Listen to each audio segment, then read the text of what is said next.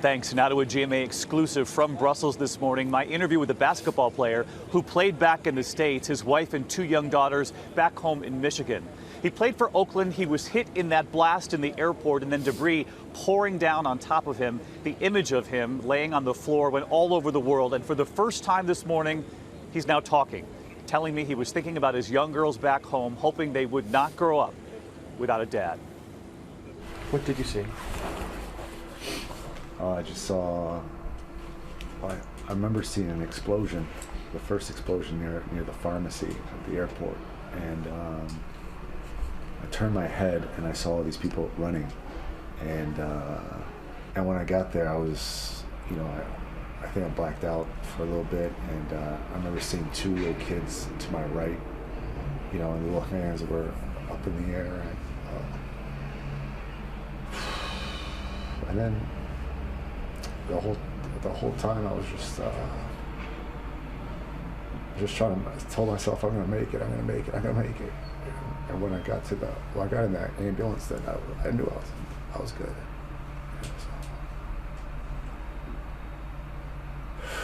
I guess that's the point. When I was in the ambulance, then I knew I was all right. But until then, I got no idea.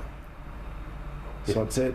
I'm here to fight another day, and So in the moment, obviously in the most difficult moments that you describe, you're thinking about your wife and your kids? Yeah.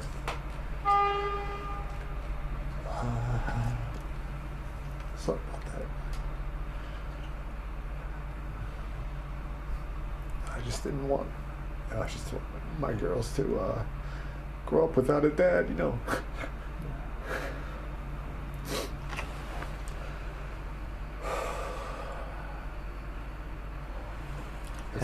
Have you talked to them?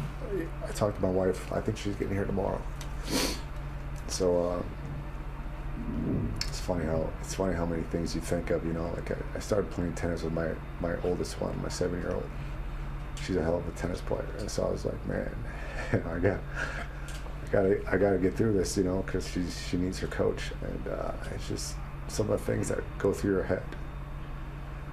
It may seem so trivial, but it gets you through those moments. He kept telling himself while lying on that floor, you're going to make it, you're going to make it, you're going to make it. And you heard him say, you think about the trivial things, but they're not the trivial things. He was saying, I want to get home so that I can coach my daughter. I just began coaching her tennis.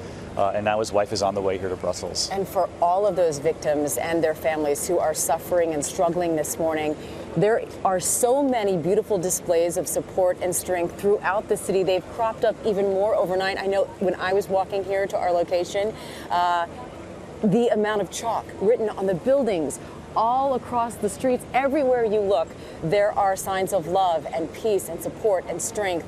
And the hopeful thing is that helps this city and this world, frankly, heal from what just happened. And the parents who brought their young children to these candles here behind us, right while we're on the air here this morning, a lot of the parents telling us that they wanted to help their children heal.